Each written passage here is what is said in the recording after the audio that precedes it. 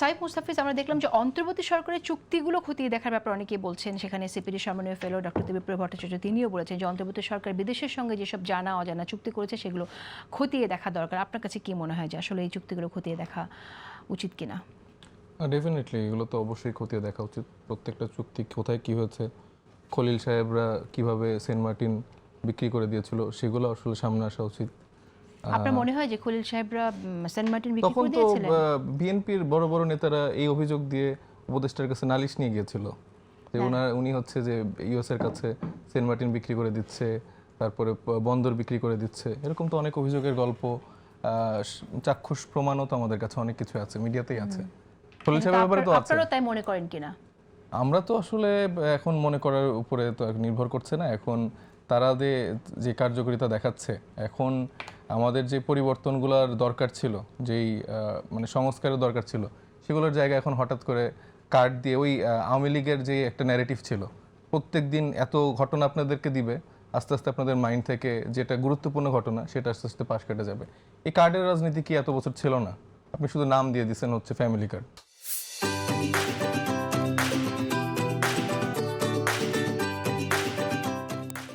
VGF card, তারপরে ওই smart card, ওরকম নানা রকম কার্ড ছিল। কিন্তু অতীতের সরকারের কোনো প্রজেক্টে যে দুর্নীতি থাকে তার মানে কি এই যে আগামীতে কোন সরকার কোনো ভালো পরিকল্পনা নিয়ে আসবে না? কার্ডের রাজনীতিটা বাংলাদেশের পার্সপেক্টিভে পসিবল না। কেন আমরা আমি ধরে যখন নেব যে রুট লেভেলের রাজনীতি যখন করে আসছি, সেখানকার বিএনপির অবস্থান বলেন, অন্য সব রাজনৈতিক দলের, তাদের আসলে সেই মাইন্ডসেটটাই নাই যে আসলে এটা সততার সাথে একটা গরিব ফ্যামিলির কাছে তারা দিবে।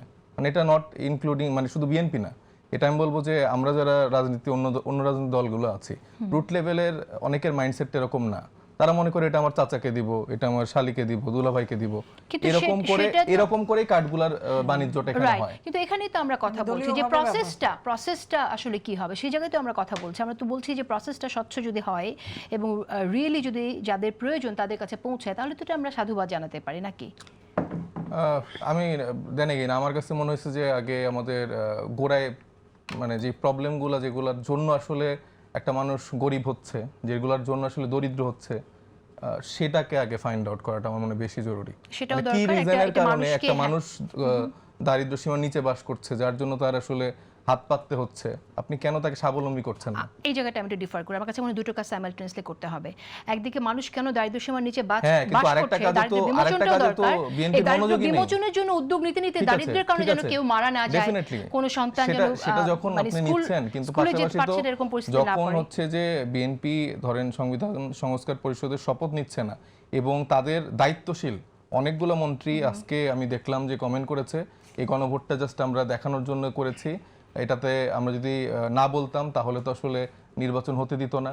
এরকম অনেকগুলা দায়িত্বশীল মন্ত্রী এরকম কমেন্ট করেছেন এবং তারা সংস্কারকে আমরা ওইভাবে কথা না বলে যে দায়িত্বশীল মন্ত্রী কমেন্ট করেছেন, আমাদের কাছে তথ্য না থাকলে সেটাকে আমরা কনফিডেন্সে না নিয়ে এখন আমরা ফোনে যেতে পারবো না, এইভাবে ইনফরমেশন নিয়ে কথা বলা ডিফিকাল্ট।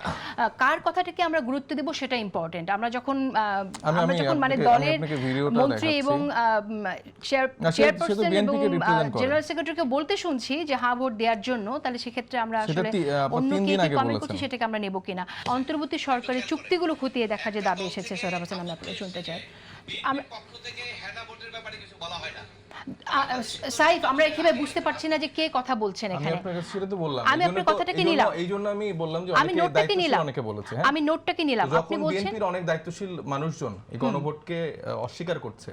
এই সংবিধান সংস্কার বা আমাদের যে পরিবর্তনগুলোর জন্য এত মানুষ আমরা শহীদ হলাম, এত মানুষ রাস্তায় হচ্ছে যে আহত হলো, তো তাদেরকে উপেক্ষা করে, যখন জনরায়কে উপেক্ষা করে বারবার তারা বলছে যে 2/3 মেজরিটিতে আমরা সরকার গঠন করেছি, এখন আমরা যেটা বলবো সেটাই হবে।